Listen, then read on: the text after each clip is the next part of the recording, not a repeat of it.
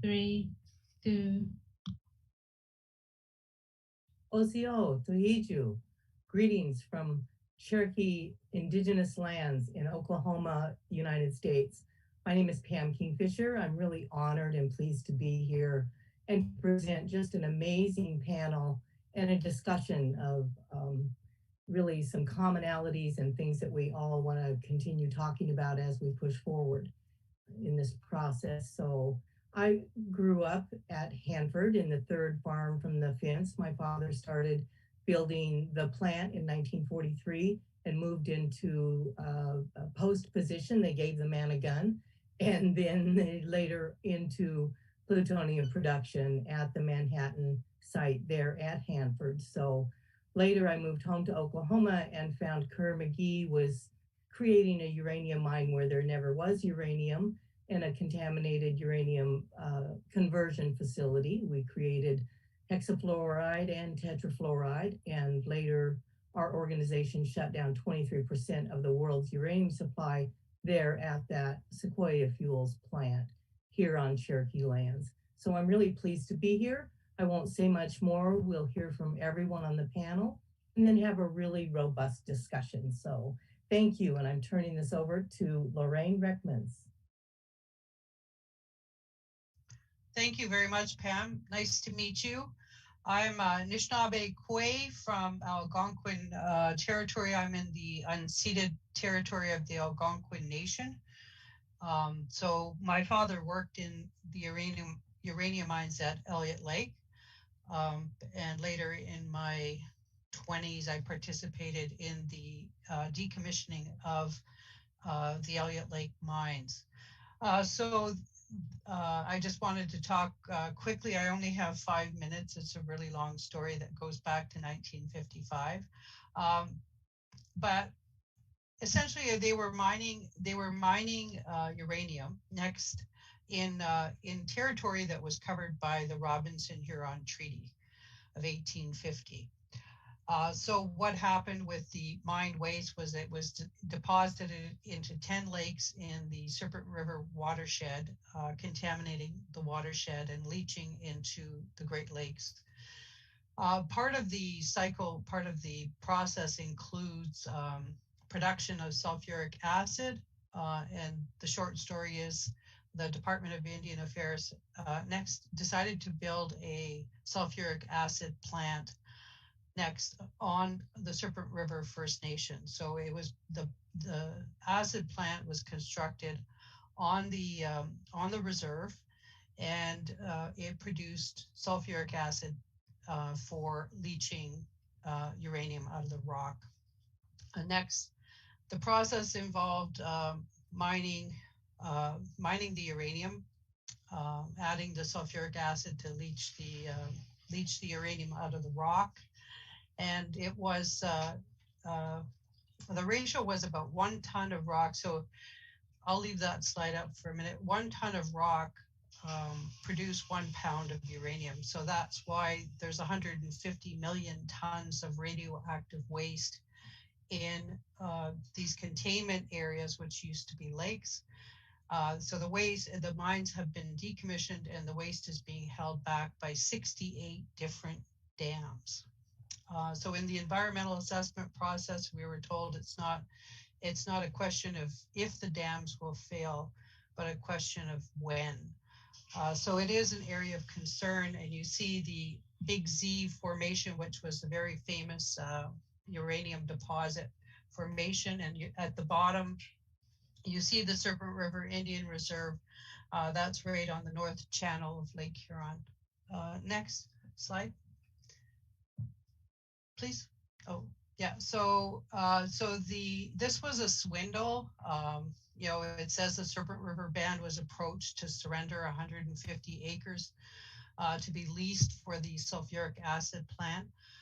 But the Department of Indian Affairs basically swindled the band out of this property. So next slide, please. The area is still contaminated to this day. My mother told me stories that the soil would spontaneously burst into flames. People that would hang their laundry on the line would take it in at the end of the day, and it would have holes in it. Next. So next, I'll just, so this is a monument to the dead miners. So they died from mine-related cancers, and their names are all inscribed on a monument at Elliott Lake. And my father was one of the victims that died from mine-related illness. Next. And so you see the watershed, and you see the map showing where the North Channel of Lake Huron is, and you see the two First Nations, Sagamuk and Serpent River, and you see the drainage basin. So the mines, you see Cork, Denison, Spanish American, Stanley. So these were owned primarily by Rio Algoma Limited and Denison Mines. Next. Oh, I've got 30 seconds. Next slide, please. So yeah, so the short of it is that the area, the area is impacting on the Great Lakes, and it is still a contaminated site at the Serpent River First Nation. So there has not been any compensation for the loss of traditional lands and infringement of the treaty rights. Miigwech, thank you. That was my 5 minutes.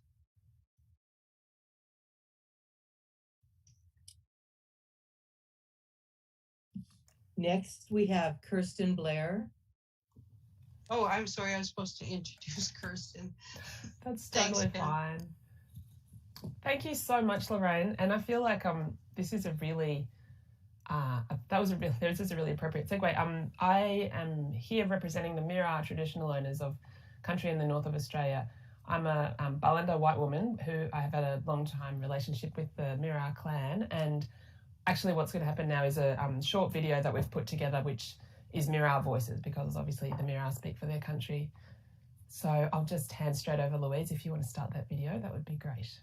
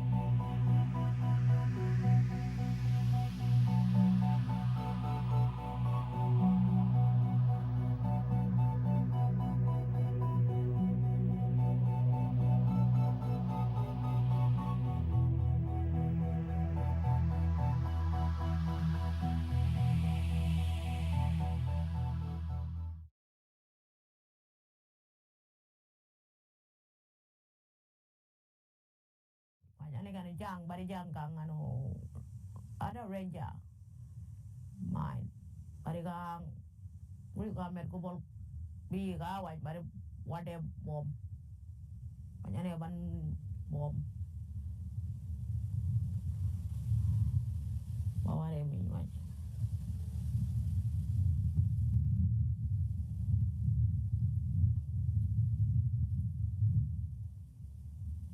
boy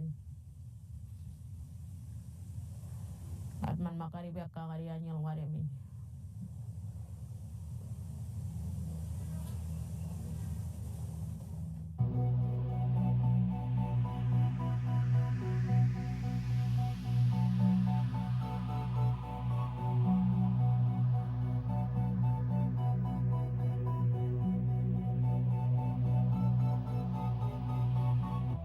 We're so very pleased to have the family visit today and start the repair of country and reconnect to country through the planting of some trees in this very first area that we've rehabilitated.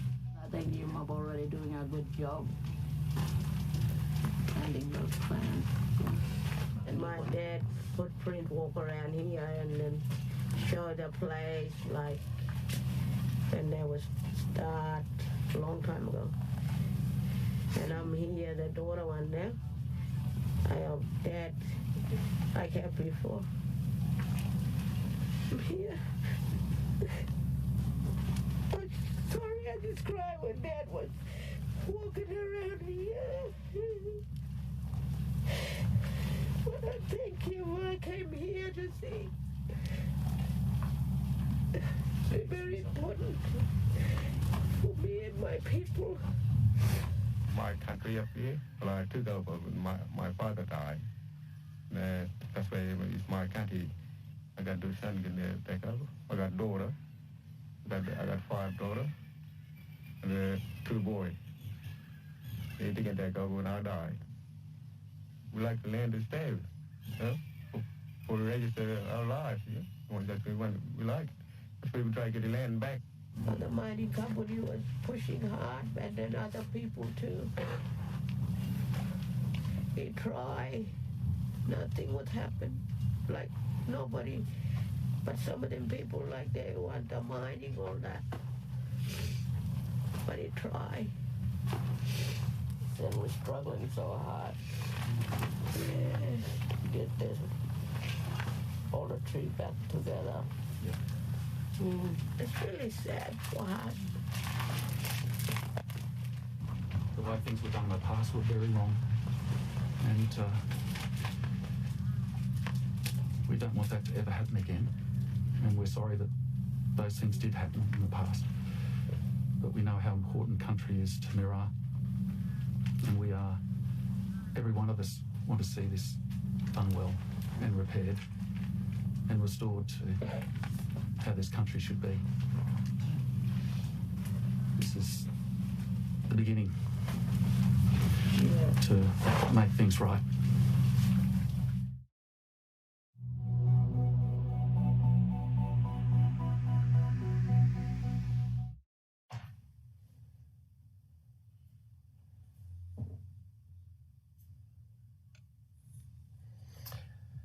So that really, I think, speaks for itself, and I'm really looking forward to discussing in the panel if people have questions. But I will now pass on to Joey.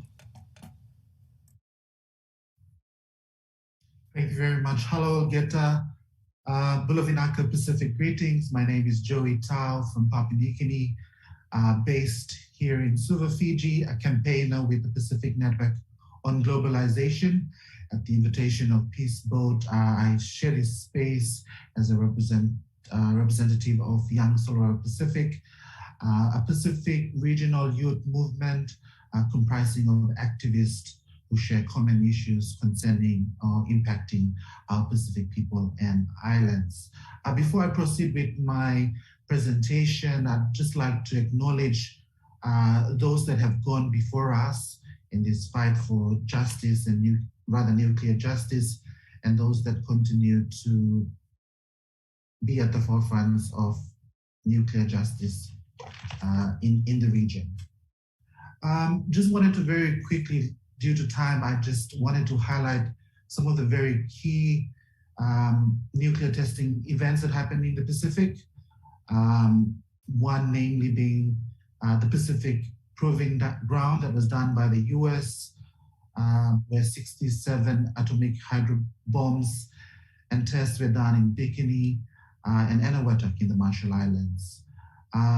Very quickly, the Operation Grapple that was done by the British government conducted in Kiritimati Island that involves some Pacific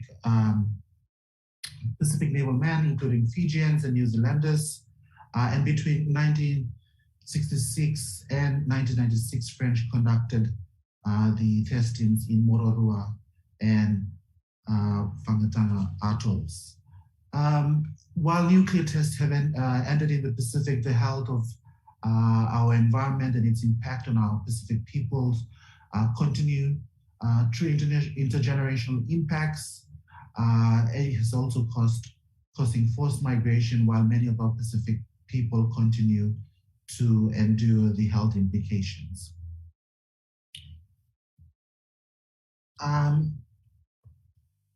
During the nuclear testing, there was this trigger of mobilizing of Pacific activism within the region.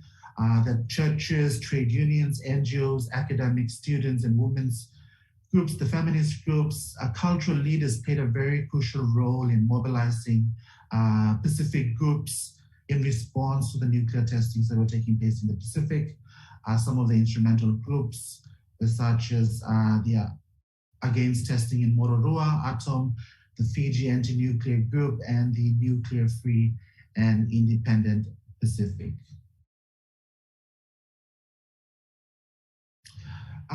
Drawing us clear, just over the last 10 years, the legacy of anti-nuclear activism continues in the Pacific. We're seeing new and young leaders take lead in this fight for justice, namely some of them being the Young Soror Pacific, the movement that I'm part of it, and the Marshall Islands Students Association, who are from the Marshall Islands, but have been carrying out awareness through the Pacific on some of the issues that their people in the Marshall Islands continue to face with, rather.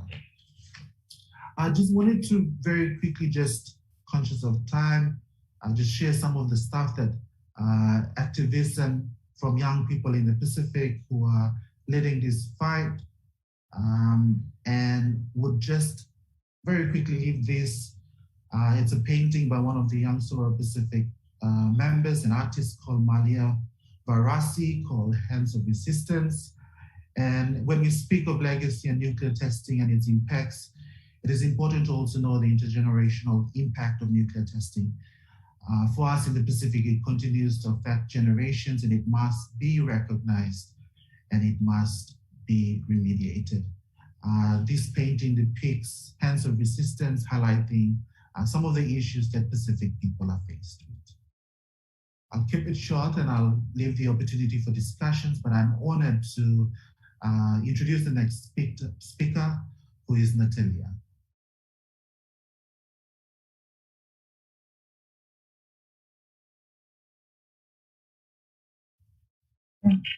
Thank you very much. I'm Natalia Miranova. I am from Russia. I want to share my successful experience of negotiations with the Russian government on nuclear issues. We achieved disclosure of the secret strictly kept by Russian government for 50 years. This secret are about the massive chronic exposure of the half a million of residents of the Ural regions. There are 3 nuclear enterprises in my region that heavily polluted the air, land, and water since the mid of 1950s. These enterprises have released enormous amount of radiation, both accidentally and planned, because of weak concern about nature and about people. Some factors have proven to help address victims' social issues and limit environmentally hazardous activity I want to share with you. I will talk about what we have done and what we have not done, but I consider it as an essential task for everyone. Who am I? I'm an engineer who has done a critical analysis of the design of a nuclear power plant using breeder reactors planned to build in my region. So I started discussing this project with my professional environment, then in the regional newspaper, and I received a comprehensive response from the fellow citizens and the nuclear industry.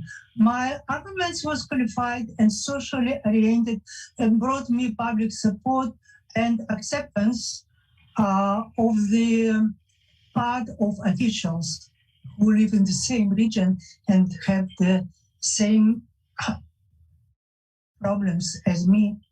The first factor is that as an anti-nuclear activist, I decided to run and was elected to the regional legislature and began active investigation with active interactions with with national legislators and also investigations.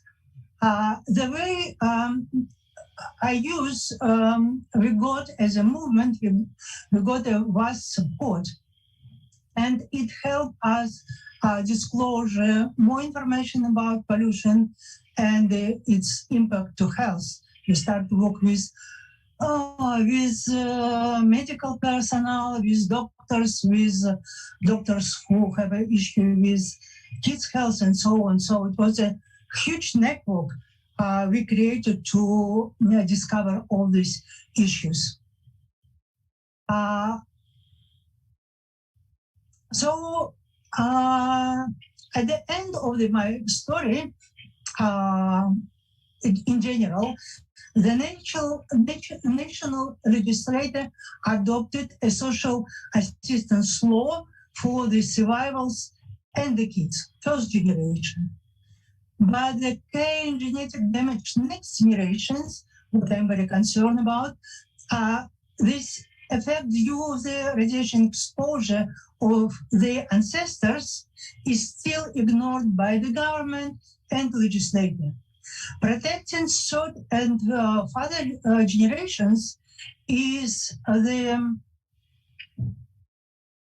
our common task for the future.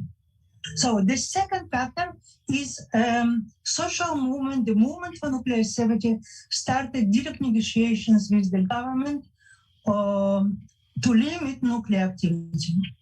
We have studied the nuclear decision-making process. We have identified 10 key ministries, offices that coordinate atomic projects in Russia. We began to meet face-to-face with federal officials to reach the understanding and agreement to meet on this level. We have to study activity of the government. It became expert in public administration.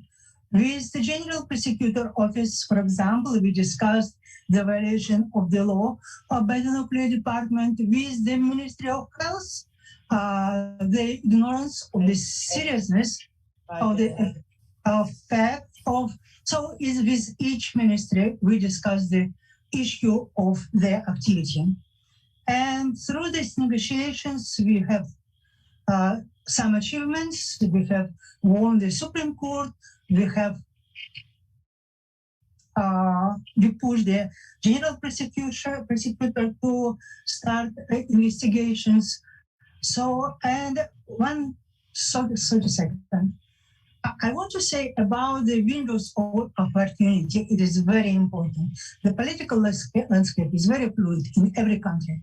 So we, as a social activists, we need to feel this fluidity, and we need to use opportunity to seize and create windows of political action, to use them in favor of the atomic era survival. Thank you.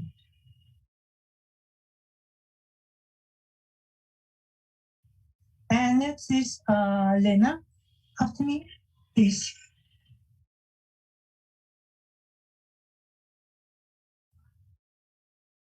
Bonjour tout le monde, donc Lena Normand, première vice-présidente de l'association. Hello everybody, my name is Lena Normand. I'm a deputy president of Association 193. That's the number of nuclear tests that happened in Tahiti between July 2nd, 1966 and 1996. The organization was created in 2014 and represents 5 archipelagos of Polynesia. So we have a board of directors and a support committee on the compensation of the victims of nuclear tests and a committee on women. So the actions that we do can be divided into 2 main sections. The first one would be of general aspects. The initial conditions for us is to demand that the French state ask for forgiveness, because at the time of the first test, local populations were not asked for their consent. And General de Gaulle had said that he would have classified French Polynesia as military ground if they didn't accept.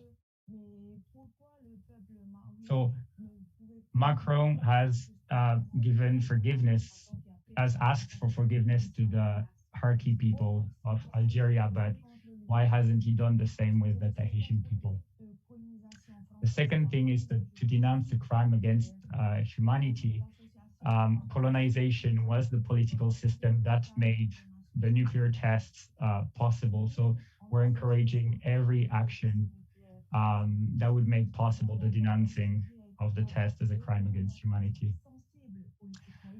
Then we have to remember by teaching about the 193 French nuclear tests that have been taboo for the longest time.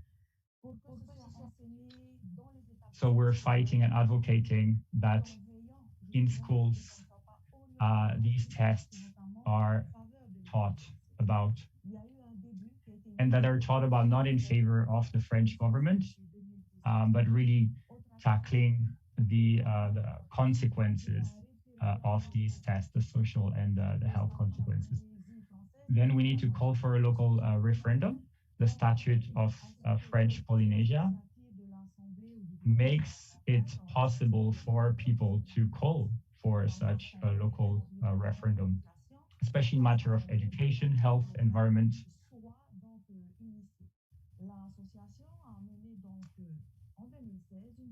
In 2016, the association started a petition going to 5 archipelagos, and we have gathered 55,000. Back to the former slide, please. Thank you. So we've managed to gather a fourth of the local electorate, which is 55,000 people, and now we haven't had any following to this. And it's a very politically sensitive topic. So you might have heard about the book Toxic. It was released in March 2021. That also restarted discussions at the government level. Next slide, please.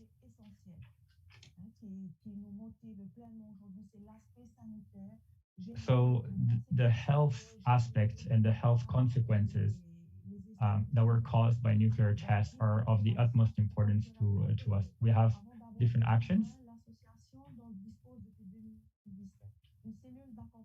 So from 2017, we have a committee on supporting people who are applying for compensation. And I would really like to thank all the people who have volunteered with us to support every family, every application. And applications are made with like 3 conditions. The first condition is a condition of place, having lived in Polynesia. The second one is a condition of time, having been there between July 2nd, 1966 and December 31st, 1998, and to have been diagnosed with one of the 23 diseases that are nuclear induced.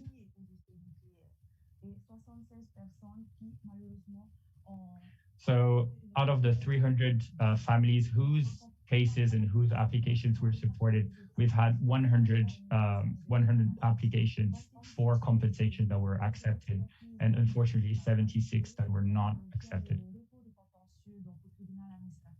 So we're helping these families in applying for compensations, for the interviews, the expertise, and as well for appeal if appeals are needed. We're especially helping women with our Committee on Women. We have 4 actions, especially on the International Day of Women's Rights, because we feel that the right, for example, to give birth, the right to and the right to birth is not possible when you have been diagnosed with a cancer, nuclear-induced cancer. Then the International Day on Children's Rights on November 20th. Right now, a lot of children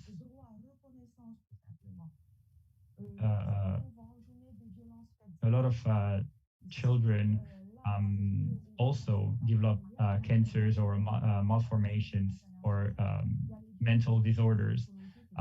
So what about their right to go to school normally? What about their right to have parents that are healthy?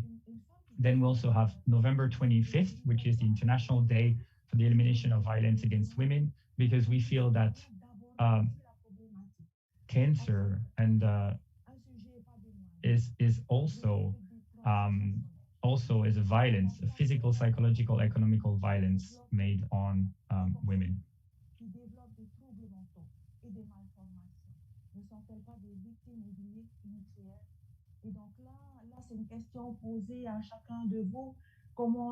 Then my question to all of you is, how do you fight in your own regions? And thank you so much for sharing so much until now.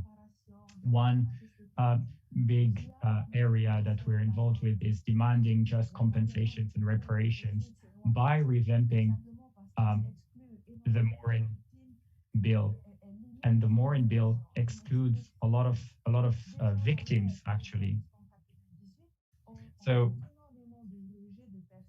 the law, for example, the Morin Bill only recognizes people that have been diagnosed with cancer before 1998, but we see cancers also being diagnosed and happening after 1998.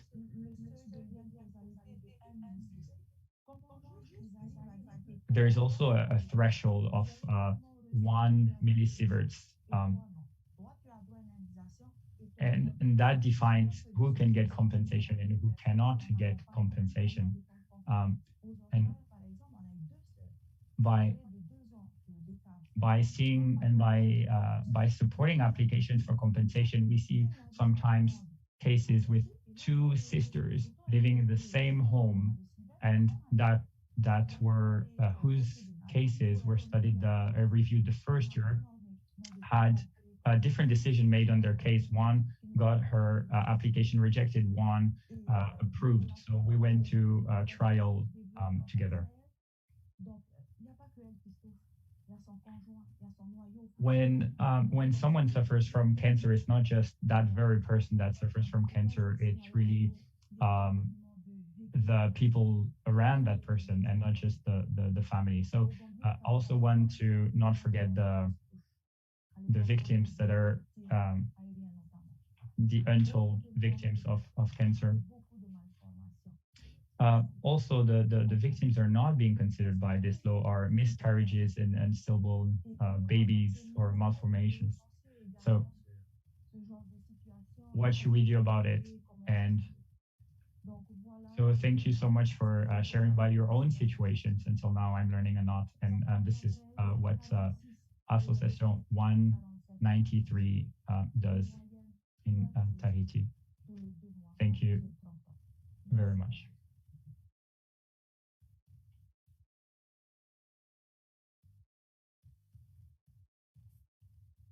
Thank you, and we'll move right on to Tillman.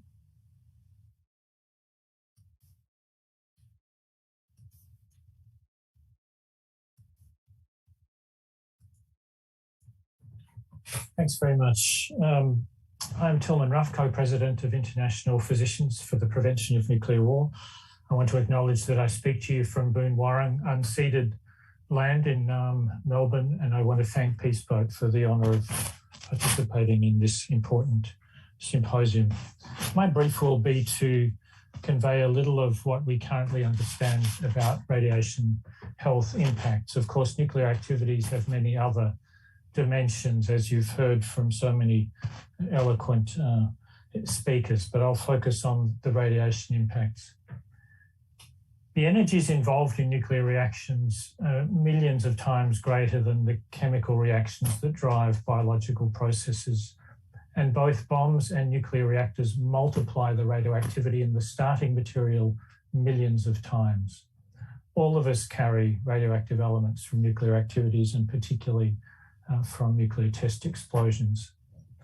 IPPNW's study now 3 decades ago estimated that 2.5 million people in the world would die as a result of simply the atmospheric fallout from nuclear weapons tests.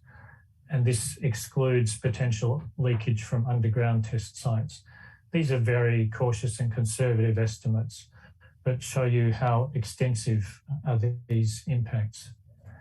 The symbol for radioactivity tells you quite a bit about it. It spreads, it's dangerous, and you should avoid it as much as possible. Some radioactive materials, particularly those associated with uranium and its daughter products, relevant for all aspects of the nuclear chain, including weapons, have half-lives, so persistence, for geological time periods, billions or hundreds of millions of years, that mean these are effectively around forever. Even plutonium-239 with a half-life of 24,400 years, much shorter, but still an extraordinary time scale by human standards. There are many different radioactive isotopes. They do different things in our bodies, but all of them can damage the key genetic material, those long complex molecules of DNA that really are our most precious inheritance and our most precious legacy for next generations, that really define who we are. In high doses, radiation can damage and kill cells, and the genetic damage it causes can lead to cancer and other chronic diseases in the long term. The energy involved doesn't need to be particularly great. A dose of radiation that is lethal for a human being can have no more energy than a heat in a sip of coffee. It's the way that it's packaged in a particularly biologically damaging form that's so important. This is an example of messed up chromosomes 50 years after nuclear tests in a New Zealand nuclear test veteran of the Kirimati Christmas Island tests. What do we know about radiation? It's a highly politicized subject that is has undue influence of vested interests more than any other area of public health that I know. Relentlessly, the trend is that the more we know, the worse it looks.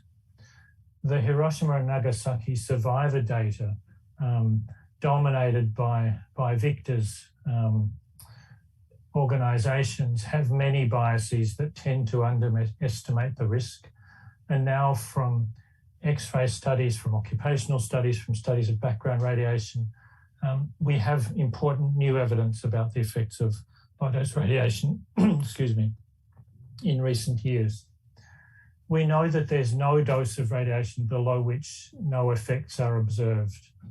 The traditional estimates are that 1 extra millisievert, which is the recommended limit for a member of the public to receive each year in non-medical radiation, is associated with a risk of cancer of about 1 in 10,000.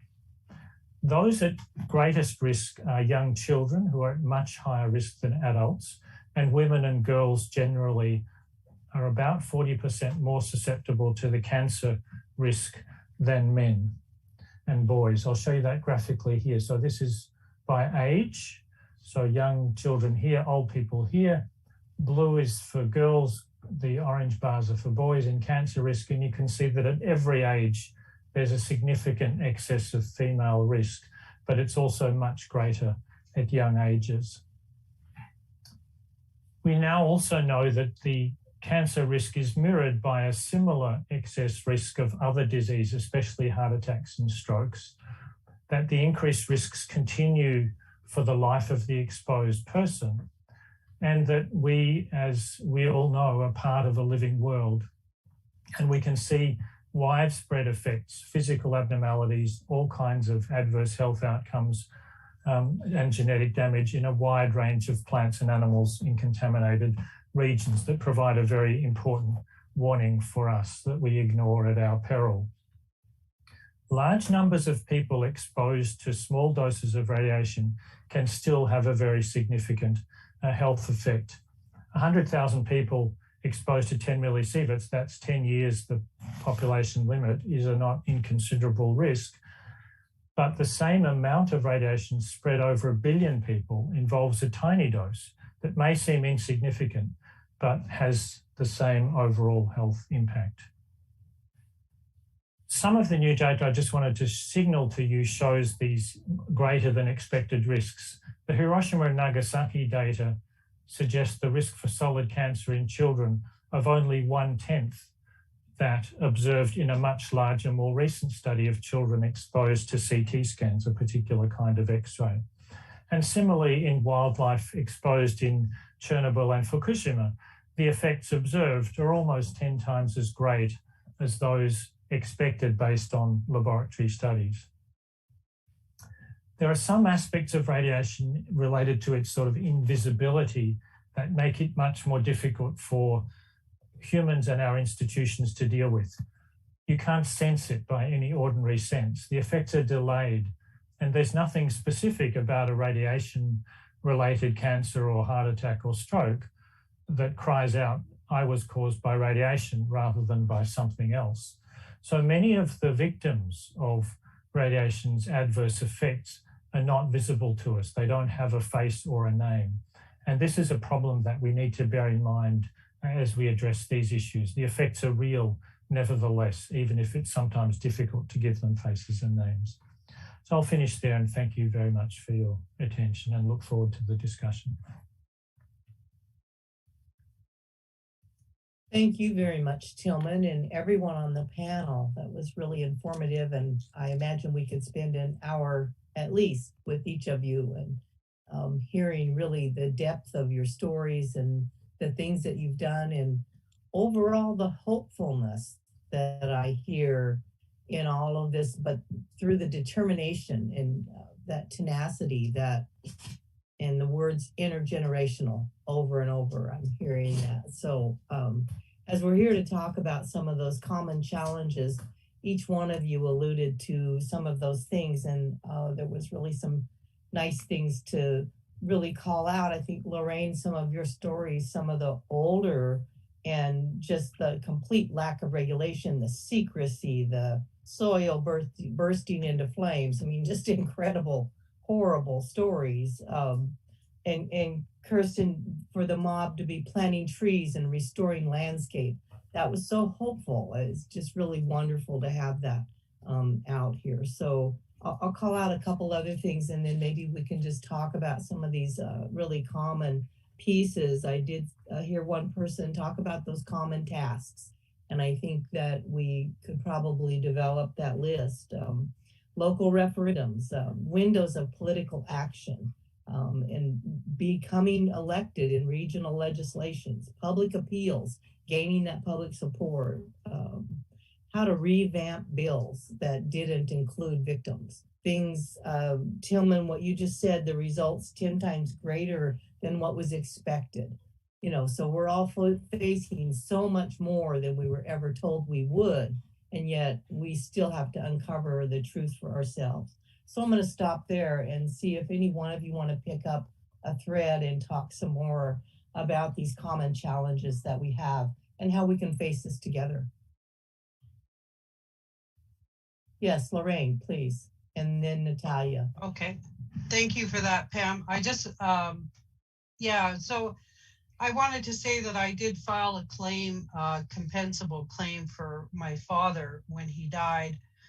And it was initially denied by the compensation board until I sent, I think I sent excerpts from the Beer, I think it was the Beer 7 report. You know, because they denied claims. It was just, you know, more of the secrecy and denial. But I think what I'd like to speak to is vigilance, because we're living with 150 million tons of radioactive waste. It's held back by 68 dams. The cost is phenomenal to maintain that infrastructure and the water cover. So it's also very highly water consumptive.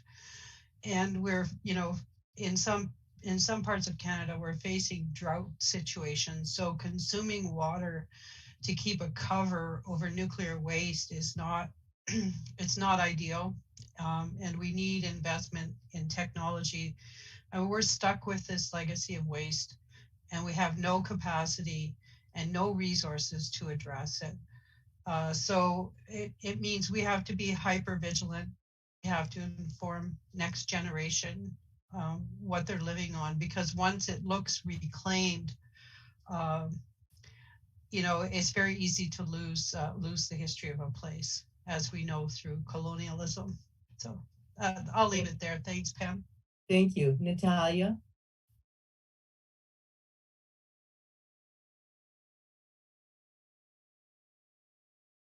You're on mute. I can see your lips are moving. Natalia? Yeah. Sorry. I want to connect Lorraine and Tillman, the chart with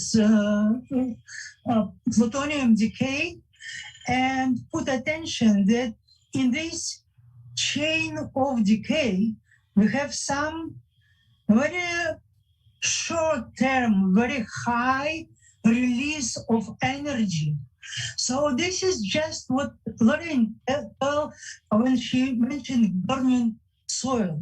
So I think that we need to move from scientists to explain this story of nuclear, of life of nucleus, to understand that we change our environment forever. And we need to learn how to live, how to protect ourselves from this unsustainable burning soil that is happened because of just physical law, because of decay of the radionuclides. So it is not like legend. It is physical law, and we need to. And yeah, and also I would like to a referendum. A referendum is very important, and the stage of the legal development. Referendum have a highest level of the legality, the highest level of law. So we need to use referendum. We did all these stages, what everyone explained. And we provide referendum in beginning of 90s, we still use it. Nobody can cancel referendum. Yeah. So thank you, Natalia. Anyone else have some thoughts? Yes, Tillman. Thanks, Pam. I just want to acknowledge that there's been a couple of preceding World Nuclear Victim Forums in Japan, and thank Japanese colleagues for organising those. And I think there's been some useful work done at those, trying to identify a charter of rights for nuclear victims. And the elements that were identified at the last forum back in 2015 resonate very much with what people have raised today. The need for recognition, for apology, for long-term care, for compensation, for remediation and cleanup to the extent possible, and for long-term environmental monitoring needed in every site, even after cleanup. Identification of exposures, of risks with proper information, involvement of affected people in decision-making, accountability by historical prosecutors, and protection from further avoidable insults. And I just want to mention that in South Australia, Kokatha people, Maralinga Jarja people, where Auntie Sue comes from, and others, have not just been subject to nuclear testing, but first nuclear testing, then uranium mining, and now a federal plan to impose a radioactive waste dump, all in South Australia. This idea that somehow these zones become sort of sacrifice zones that can be used for all manner of ongoing nuclear contamination is completely unacceptable. And the importance of international solidarity and assistance. And I just want to mention that, of course, it's a limited mandate, but the window that we have with the Treaty on the Prohibition of Nuclear Weapons, with these first obligations that are binding on states parties for assisting the victims of nuclear use in testing and cleanup where possible of contaminated environments, a really important forum and opportunity for us to carry those principles and messages and our voices and advocacy forward to engage with states as they implement this treaty. It's a really important opportunity for us. It doesn't cover all of the other aspects of the nuclear chain, but I think it will be a vitally important precedent and also hopefully have beneficial ramifications in many other nuclear areas. Thank you. Thank you, Tillman. Those are really important points that you brought up from the Charter of Rights from the 2015 forum. I think that's something that we should keep as a living document and continue to push these issues forward. Anyone else on the panel? Last call? Oui, j'aimerais bien. Yes. Tillman? Je remercie chacun pour... Thank you all for your presentations. I was particularly moved by Dr. Tillman's presentation. I could think of the Tahitian situation, listening to the presentation. Here we say a lot that 1 millisievert is very, very low, that has very, very few impacts, and that's kept as a standard threshold here. We're told that there is no DNA mutation that's happening. So I would very much like to keep working forward together on these medical issues. We're told that the atmospheric nuclear tests that happened in Tahiti have absolutely no consequences. Now we have plutonium and uranium stored here as well in Tahiti.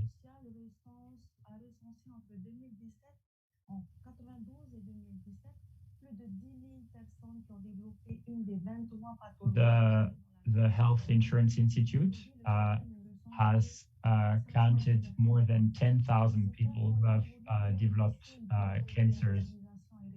But the compensation, asking for compensation is extremely difficult, and there are challenges and hurdles all the way. Thank you so much all for your presentations, and I think there is a lot that we have in common challenges, but also common solutions. So I look forward to working together forward more. Thank you. Great, thank you, Lena. Thoughts from Joy and then Kirsten? Just very quickly, I share the same sentiments as my colleague Lena from French-occupied Polynesia. There are arising threats for us here in the Pacific with plans by Japan for its disposal of its Fukushima plant waste, the AUKUS military alliance. So there are arising risks without really understanding the nuclear legacy that the Pacific has endured and continues to endure, as what Lena had just made mention to about what survivors continue to go through. Just wanted to draw it back to what Lorraine said about the need for hyper-vigilance. And I think that is very important as, you know, the next generation take on this fight. A lot of young activists are joining this, the call for nuclear justice in the Pacific. We also need to just highlight the need for intergenerational impacts, its recognition, and what must be remediated. Thank you very much.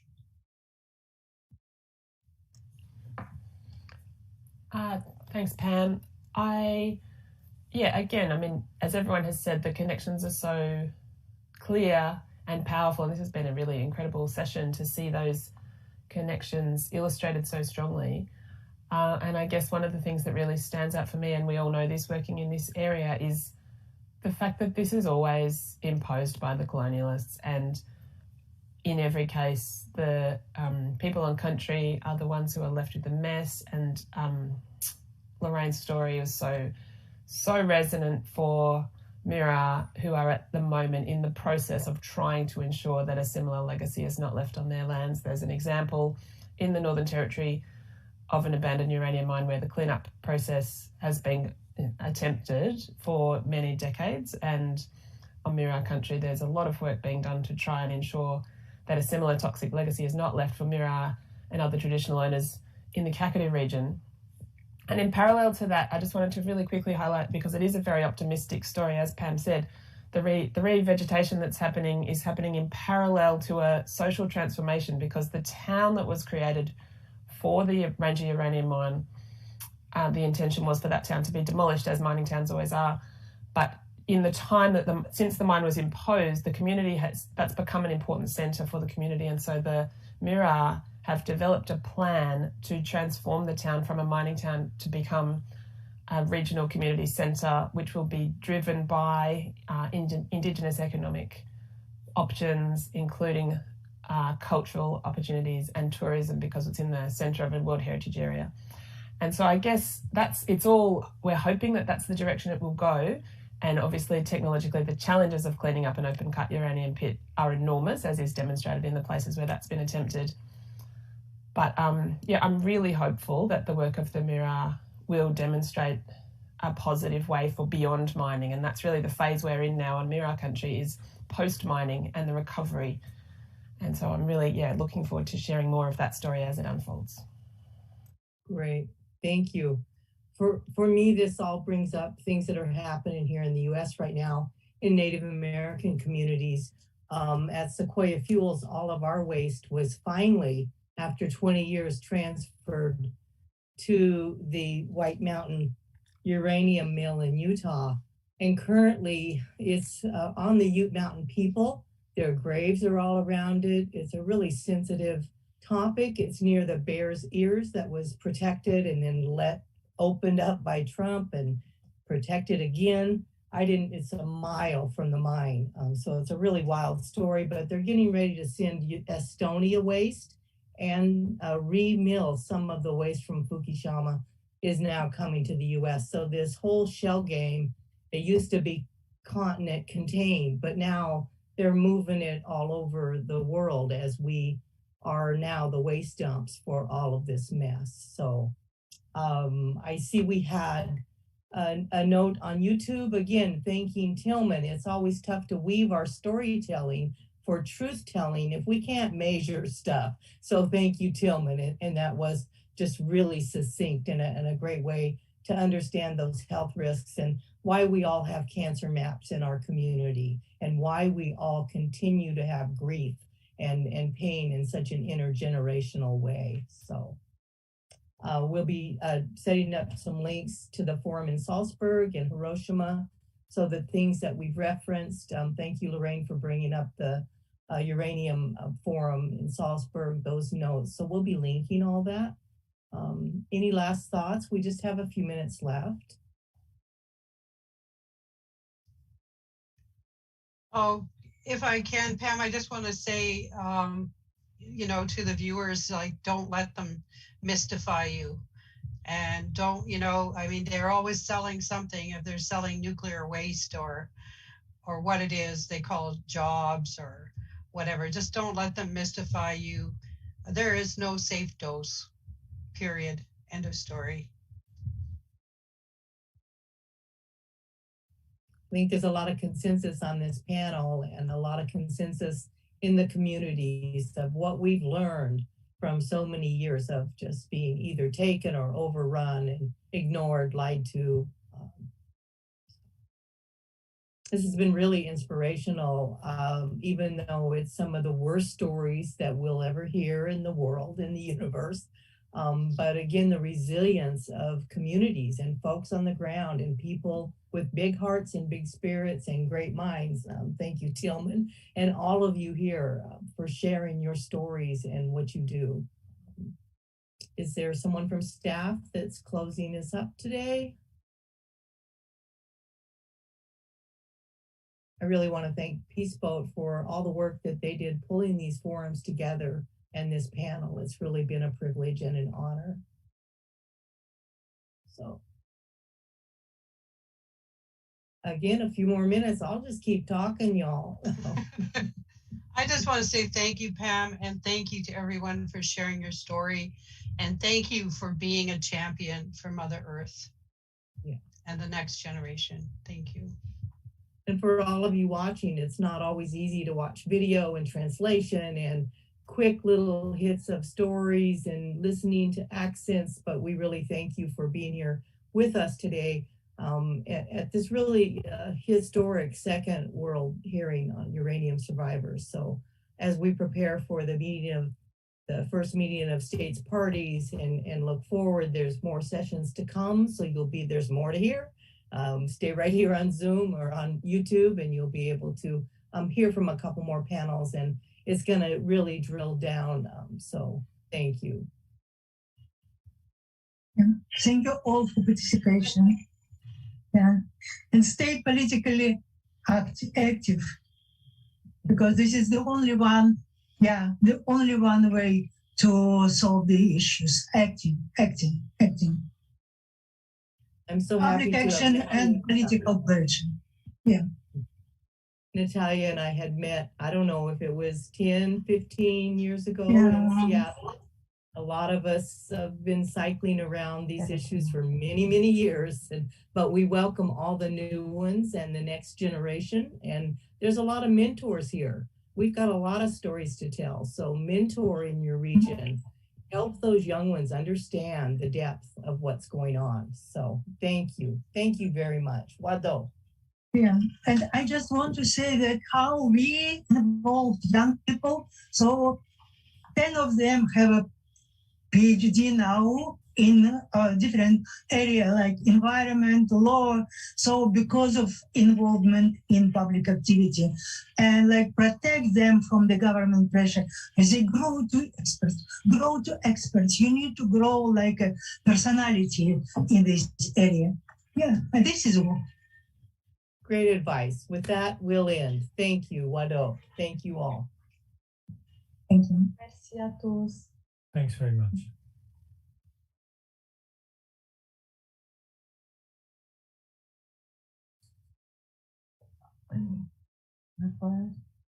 All right, I see we're done streaming. Phew. Great work, Pam. That was fantastic. It's a tricky thing to do from far away from everyone.